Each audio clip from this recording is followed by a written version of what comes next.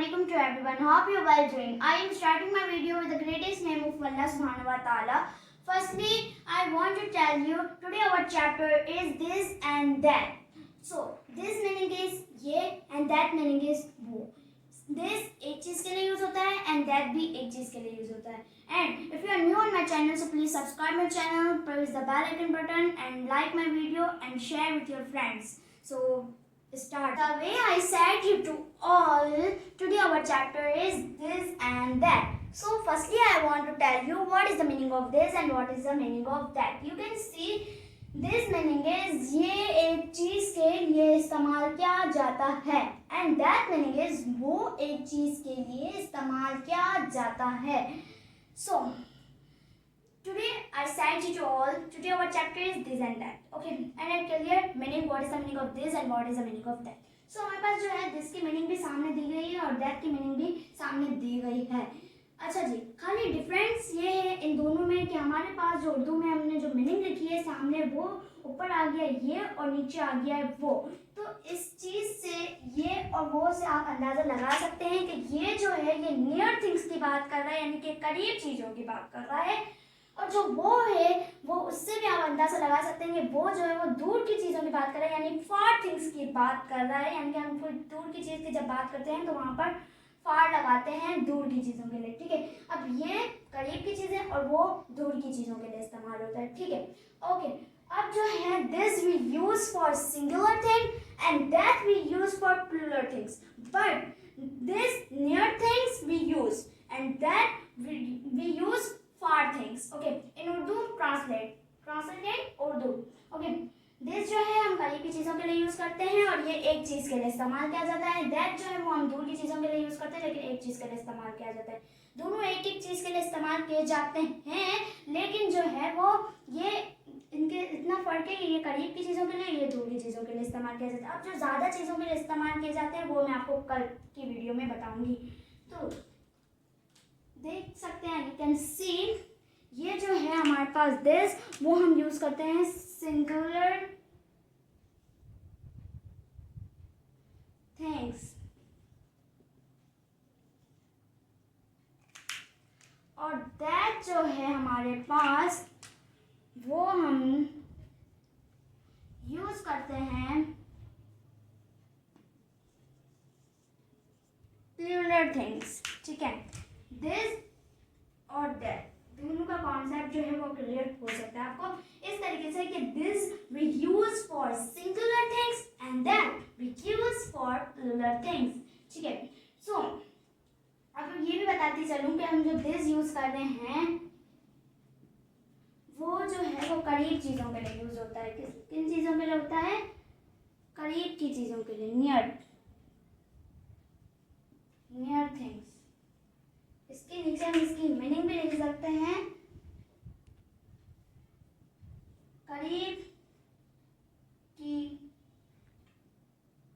चीजों के लिए इस्तेमाल किया जाता है. अब आ जाता है दैट. दैट को भी इस तरीके से ही लिखेंगे, थोड़ा सा डिफरेंट है. far things यानी कि दूर की चीजों के लिए इस्तेमाल किया जाता है. ठीक है,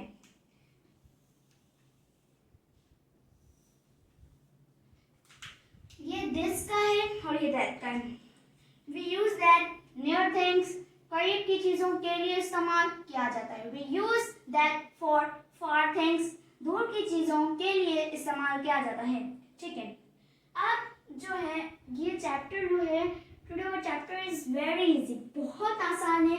अगर आप इसको ध्यान से समझेंगे और अगर कोई चीज़ अगर आपको वीडियो में समझ ना आए तो आप उसको रिवर्स कर करके ना दिखेगा क्योंकि आपको समझ नहीं आएगा अगर आप रिवर्स करके देखेंगे.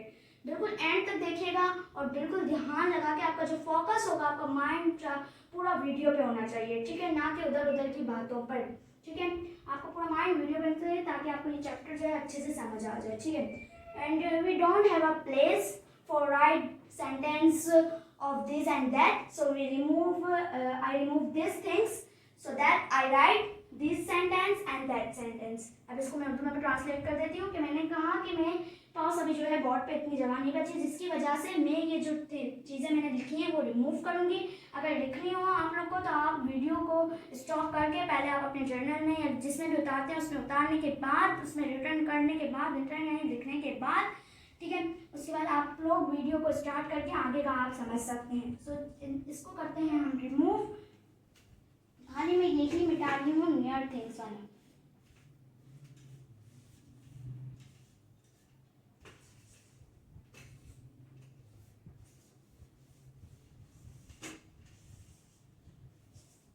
चैप्टर बहुत आसान है, अगर ध्यान से समझेंगे तो आप समझ सकते हैं।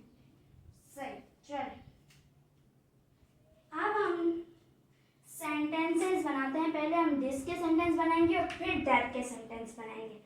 सो हेडिंग पुट करते हैं सेंटेंसेस, क्योंकि मैं बहुत सारे सेंटेंस बनाऊंगी तो उसके लिए हमें सेंटेंसेस लिखना पड़ेगा।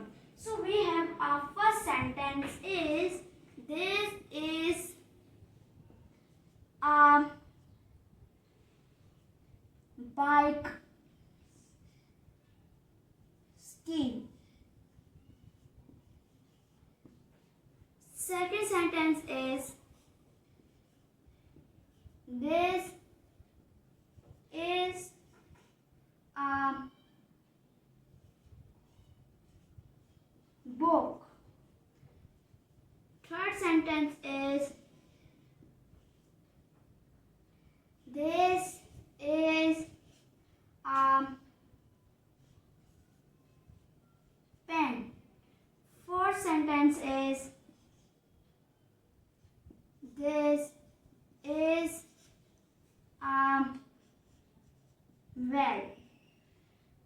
Fifth sentence is this is a car।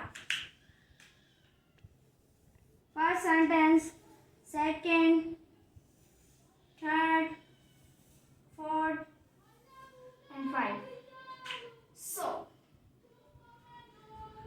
we have a 5 sentence of this, ठीक है। So first sentence I write this is a bike scheme। Second is this is a book। Third, this is a pen। Fourth, this is a well। And fifth and last, this is a car। We have a 5 sentence in the board।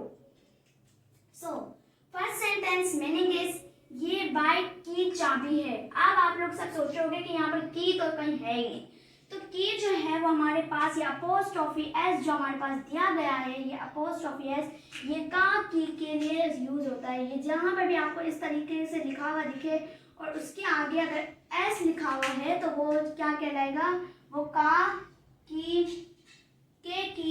के को show कर रहा है, यानी कि वहां पर का के आ रहा है उस सेंटेंस में, तो अपोस्ट्रोफी एस जो है वो लगाया गया है, ठीक है।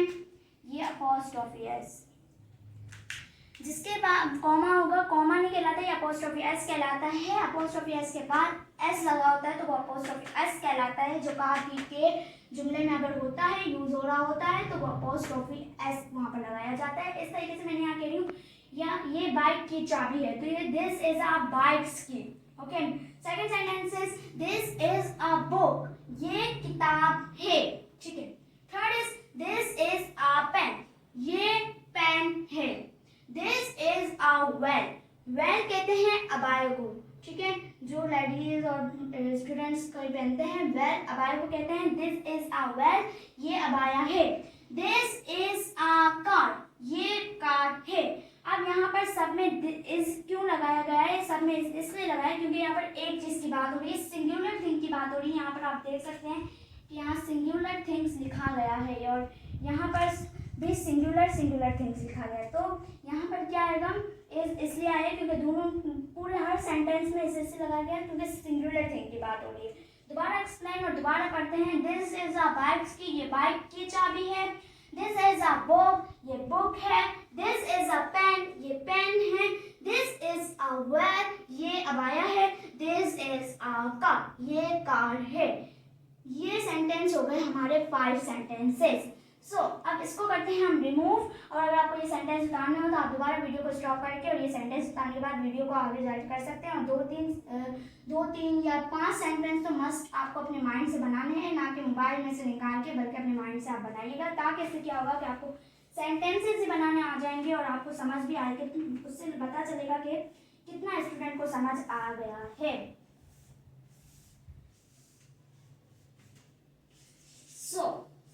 अभी हमने सेंटेंस सारे दिस के मिटा दिए हैं और दैट के भी। यहाँ पर मैंने बाय मिस्टेक लिख लिया था प्लूरल, तो यहाँ पर हम लिख लेते हैं singular.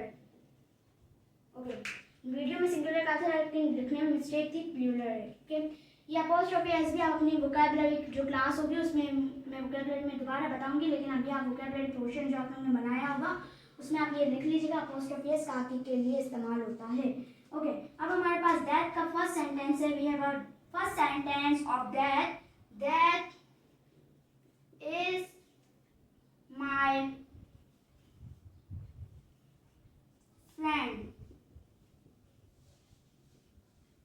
Second is that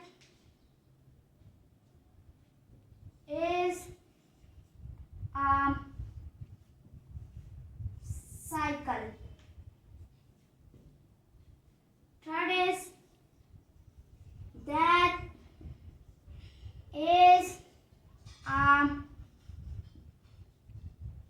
duster. Fourth sentence is that is a t-shirt.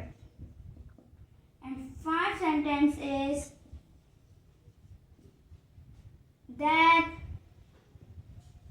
is a bag. We have a first sentence. That is a friend. That is a duster. That is a cycle. And that is a t-shirt. And that is a bag. We have a 5 sentence. So I translate in English and Urdu both. Okay. So first sentence is that is my friend. वो मेरी दोस्त है. Okay, that is my friend. इसकी जगह आप वो भी लिख सकते हैं, माई भी लिख सकते हैं और आप लगा सकते हैं, लेकिन मैंने कहा ये मेरी फ्रेंड है, वो मेरी फ्रेंड है, तो माई इसलिए मैंने लगाया है ये माई. ठीक है. Second is that is a cycle. वो साइकिल है. Third is that is a duster. वो डस्टर है.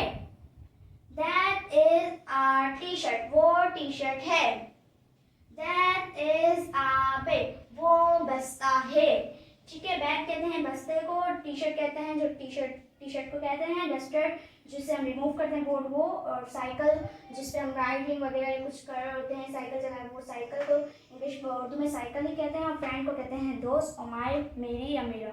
ठीक है. So I again repeat to these sentences. This is my friend. This is a cycle. This is a duster. This is a t-shirt. This is a bag. So these are sentences of this and that, and I again explain what is this and what is that. These meaning is ये एक चीज के लिए इस्तेमाल किया जाता है. We use this for singular thing, and that वो एक चीज के लिए इस्तेमाल किया जाता है. That we use for things but singular thing. Okay. So different is that this we use near things and that we use far things. Okay. So today our chapter, and I hope you all understand my chapter, and I hope you all understand what can I write and what can I speak. So today our chapter, and today we end our class, and I hope you all like my video. And if you are new on my channel, so please subscribe my channel and press the bell icon button, so that my video will come, an upcoming video you see first, and you have a notification, and like my video and share with your friends. So take care of yourself. Inshallah, see you tomorrow. Bye bye. Inshallah, see you.